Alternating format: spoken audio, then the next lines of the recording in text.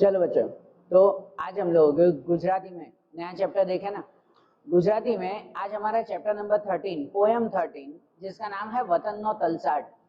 वतन नो तलसाट, जिनके कवि कहो तो कवि रमणीक अरालवाड़ा, और साहित्य प्रकार सोनेट। इसका साहित्य प्रकार सोनेट है। सोनेट के बारे में अगर कहें ना तो सोनेट काव्य का वो प्रकार कहलाता है कि जिसके अंदर जनरली 14 लाइंस की पोयम बनती है। 14 लाइंस, इन 14 लाइंस के पोयम में भी 8 और 6 लाइन का डिवाइड होता है। पहले की 8 लाइन अलग और आखिरी की 6 लाइन अलग, ऐसे ये सोनेट तैयार होता है। और ज्यादातर सोनेट कोई भी म्यूजिक के साथ या कोई भी तरह के इंस्ट्रूमेंट्स होते हैं, म्यूजिकल इंस्ट्रूमेंट, उनके साथ ये सोनेट गाया जाता है। यहाँ पर भी रमणीक अरालवाड़ा का एक सोनेट दिया हुआ है जिसका नाम है वतन नो तलसाट। वतन नो तलसाट, तलसाट मतलब क्या? तो तलसाट मतलब कह सकते हैं कि भाई हद बाहर की इच्छा, कहते हैं ना वतन नो तलसाट, वो तड़प कि नहीं अब मुझे अपने वतन जाना है। ये पोयम का मेन कॉन्सेप्ट कहें तो उनके लिए है कि जो लोग मजबूरी की वजह से या कोई भी रीजन की वजह से जब गांव छोड़कर शहर में आते हैं, शहर में अपना काम धंधा करने के लिए, नौकरी करने के लिए, या कोई भी रीजन से वो शहर में आते हैं, अपने परिवार वालों से दूर उनको रहना पड़ता है। उस वक्त शहर में कामकाज के लिए तो चलो ठीक है, उन्हें यहाँ रहना पड़ता है, लेकिन कितनी बार वो अपने काम से इतने तंग हो जाते हैं ना कि बस अब अपने देश जाने की इच्छा होती है कि नहीं यार अब तो भाई ये सब छोड़ें और सिर्फ जो है वो अपने वतन वापस चले जाए। ये वतन नो तलसाट, वो वतन जाने की तड़प, वो वतन जाने की इच्छा, वो इस पोयम में बहुत अच्छी तरह से डिस्क्राइब की गई है। बरोबर ना, ये चैप्टर का नाम ही वही है, वतन नो तलसाट। अगर इसमें कहें तो जो कवि है उस कवि को अपने वतन, अपने गांव जाने की बहुत इच्छा होती है। वो गांव का अलग अलग डिस्क्रिप्शन देते हैं पोयम में कि भाई गांव में उन्हें कौन कौन सी चीजें याद आती है। और इनके साथ लेकिन आखिरी में वो पॉइंट डिस्क्राइब करते हैं, लास्ट की जो 6 लाइन्स हैं जिनमें वो ये बात डिस्क्राइब करते हैं कि यार उन्हें वतन जाने की इच्छा तो बहुत है, लेकिन उस वतन में, उस गांव में उनके जीवन के सबसे प्यारे जो है वो इंसान, उनके माँ, वो अब उस वतन में नहीं है। कहते हैं ना वो अब नहीं रहे, तो आखिरी में वो अपना विचार बदल देते हैं कि यार ऐसे वतन में फिर जाने के अभी क्या मतलब कि जहां पर उनकी माँ ही नहीं है उनके साथ। बरोबर, वो इच्छा रखते हैं कि काश इससे अच्छा तो फिर यहाँ शहर में ही रहो और वतन की सिर्फ यादों में ही रहो ना, वो ज्यादा अच्छा। क्योंकि अगर वतन जाए भी और उस वतन में उनके माँ ही वहां पर नहीं है तो ऐसे वतन जो है वो उनके लिए बेकार है।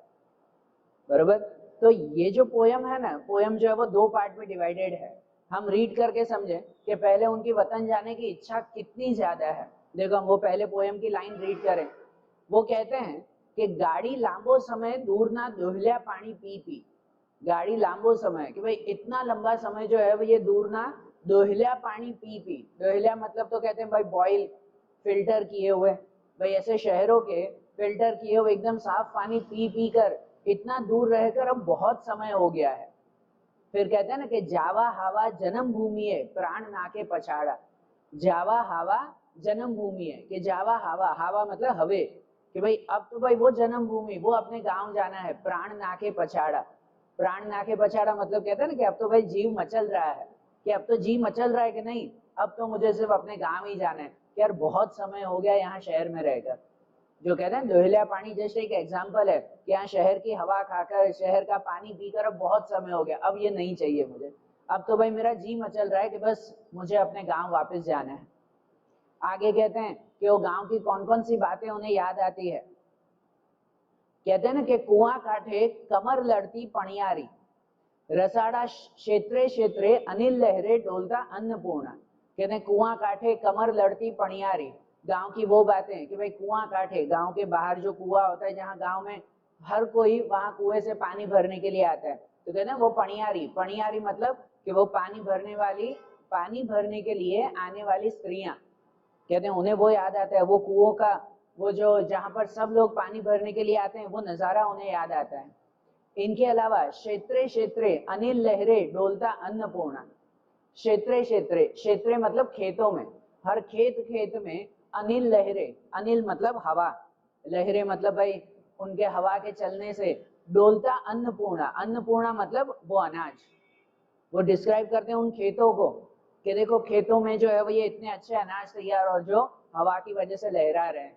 कहते हैं तेज हवा चलती है, खुले मैदानों की हवा, कि जिनकी वजह से वो पूरा अनाज जो है यहाँ वहाँ लहरा रहा है। ऐसी हवाएं, ऐसा नजारा सिर्फ वहाँ गाँव में ही देखने को मिलता है। शहरों में कहाँ, कि शहरों में कहाँ ऐसे खुले मैदान देखने को मिलते हैं जो ऐसे नज़ारे देखने को मिले। तो उन खेतों को याद कर रहे हैं, साथ में याद करते हैं कि हिंडोरता हरित तृण ने खंतीला खेडूतोना मीठा गीतो।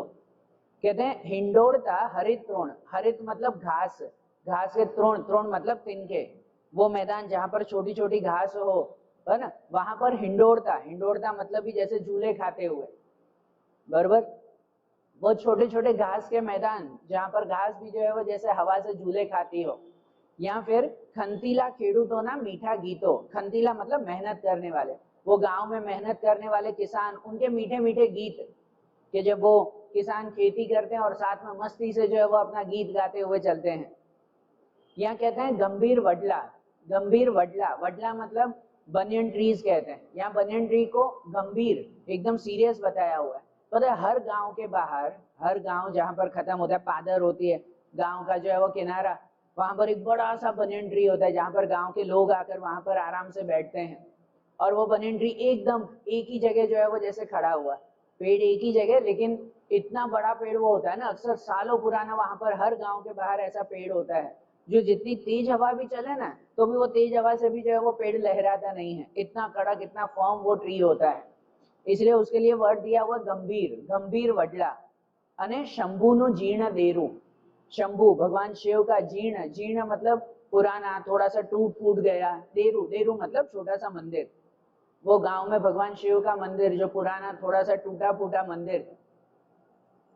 यहाँ कहते हैं कि वागोड़ता धन, वागोड़ता धन, धन मतलब गाय भैंसों का झुंड, वो गायों भैंसों का झुंड, कि जहाँ गांव में ऐसी गाय भैंस कहीं मैदान में, कहीं कोई किनारे पर बैठे हुए, और वागोड़ता, वागोड़ता मतलब शांति से बैठी हुई और अपना खाना चबाती हुई, है ना, वो वागोड़ता धन। ये सब नजारे गांव में ही देखने को मिलते हैं, शहरों में नहीं।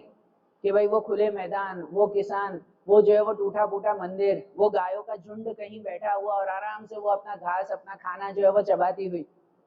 या उड़ी रहे हो वावटो व्योम गेरू, उड़ी रहे हो वावटो, वावटो मतलब ध्वजा, बराबर ना, जो झंडा फ्लैग कहते हैं, व्योम गेरू, कि भाई हवा से वो गेरू, गेरू मतलब वो ऑरेंज कलर का, भगवा रंग का कहते हैं, बराबर ना, वो भगवा रंग का या लाल कलर का जो है वो झंडा जो वहां पर लहराता हुआ, हर गांव के बाहर पेड़ पर या तो मंदिर के ऊपर ऐसा झंडा लहराता हुआ दिखाई देता ही देता है वहां पर। और ओछी ओछी थती भगिनी, भगिनी, भगिनी मतलब बहन, गांव में उन्हें अपनी बहन की याद आती है। ओछी ओछी थती, ओछी ओछी मतलब हमेशा नाराज रहती, भाई बहन का झगड़ा, जब भी घर में रहो तो वो प्यार से एक दूसरे से झगड़ा करते ही रहते हैं, और हमेशा नाराज रहती बहन, वो याद करते हैं।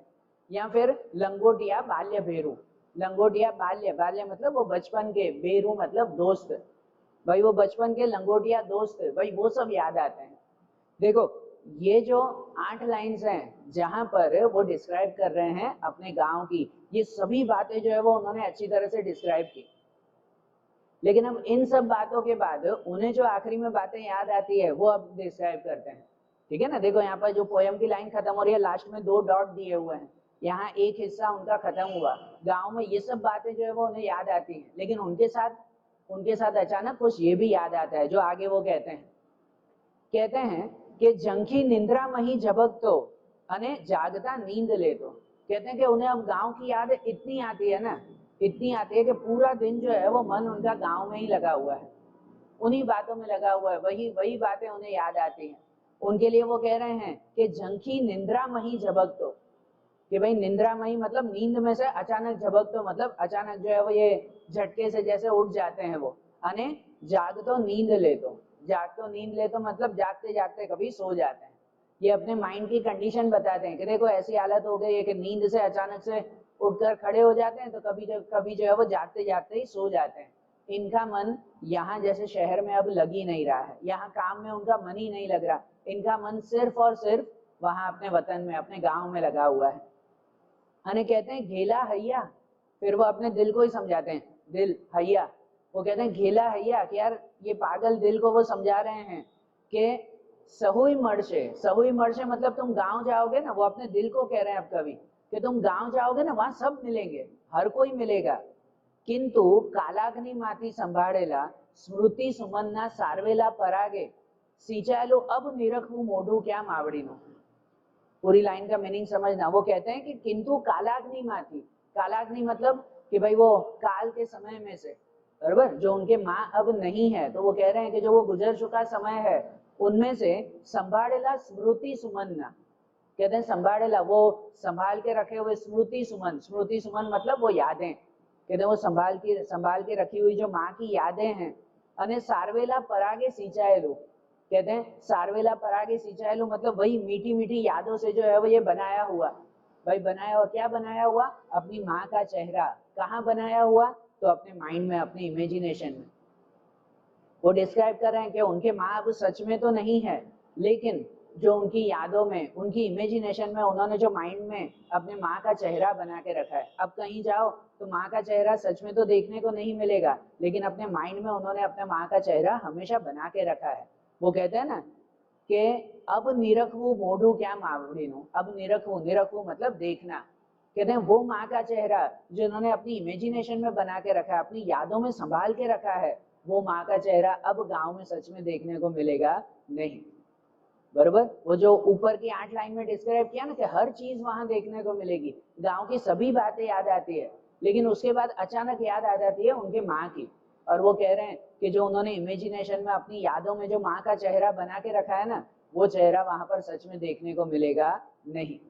तो आखिरी में वो क्या कहते हैं, कहते हैं वाहली तोए जननी रहिता जन्मभूमि न तोषे, जीवो झंखी जननी सहिता जन्मभूमि विदेश।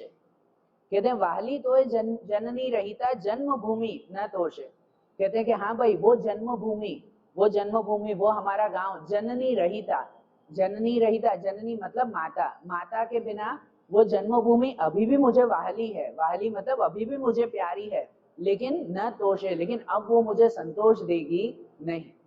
पहले भाई अपने गांव में जाओ तो जो मन को संतोष, जो मन को राहत मिलती है, जो मन को क्या कह सकते हैं कि भाई एक शांत मन हो जाता है कि नहीं बस अपने गांव में आ गए ना, बस अब और कुछ नहीं चाहिए। शहर की भागदौड़ से दूर अपने गांव की जितनी याद आती है, वो कह रहे हैं कि अब उनको वो गांव अभी भी उतना ही प्यारा है, लेकिन माँ के बिना वो गांव अब उन्हें पूरा संतोष देगा नहीं। जो गांव में जाकर पूरी राहत मिलती थी ना, वो अब पूरी राहत नहीं मिलेगी, क्योंकि उनकी माँ नहीं है। जन्मभूमि वो कहते हैं ना अभी भी बहाली है, अभी भी प्यारी है, लेकिन माँ के बिना अब वहां पूरा संतोष नहीं मिलेगा।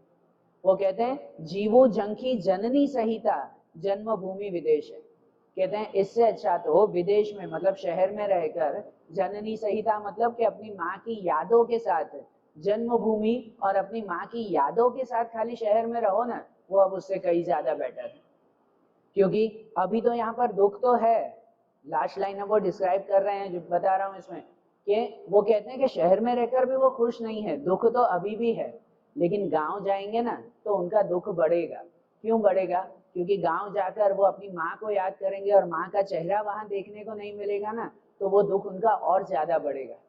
तो इससे अच्छा कह रहे हैं कि दुख तो यहाँ पर भी है शहर में, लेकिन कम से कम वहां की यादों के साथ इनके चेहरे पर थोड़ी सी मुस्कान तो आ जाती है ना, बरोबर ना। हम भले ही यहाँ पर जो है वो परेशान है, लेकिन वो गांव की कुछ बातें याद आ जाती है ना, अपनी माँ की बातें, अपनी बहन की, अपने दोस्तों की, वो खेतों की, वो किसानों की, वो बातें जब याद आ जाती है तो चेहरे पर थोड़ी मुस्कान आ जाती है। लेकिन अब अगर वो गांव में गए ना, अब अगर वो गांव में गए और माँ का चेहरा देखने को न मिला, तो वो मुस्कान वहां पर कभी आएगी नहीं। इसलिए वो इच्छा रखते हैं कि इससे अच्छा तो गांव की यादें लेकर और यहीं पर शहर में ही रहना ना, वो गांव जाने से बहुत ज्यादा बेटर होगा। बरोबर, देखो काव्य की शुरुआत कौन से पॉइंट से होती है और एंड कौन से पॉइंट से होता है। जहां पर वतन नो तलसाट, ये यही फीलिंग है, वतन नो तलसाट, वो वतन में जाने की, गांव में जाने की तड़प इनकी बहुत थी कि नहीं मुझे अपना गांव जाना है, लेकिन ऐसी जगह पर जाने का मतलब ही क्या, जहाँ कोई अपने ना हो, जहाँ अपना कोई खास ना हो, उनके खास उनके माँ थे वो वहां है ही नहीं, तो फिर उस तड़प का भी क्या मतलब, बरोबर ना, वहां जाने का भी क्या मतलब फिर। समझ आ रही है बात। तो देखो इतना सुंदर ये काव्य वतन नो तलसाट जो रमणीक अरालवाड़ा ने लिखा था। अब ऐसे ही गुजराती के दूसरे काव्य, दूसरे चैप्टर्स जो होंगे वो अब हम लोग नेक्स्ट वीडियोस में देखेंगे। Okay, thank you.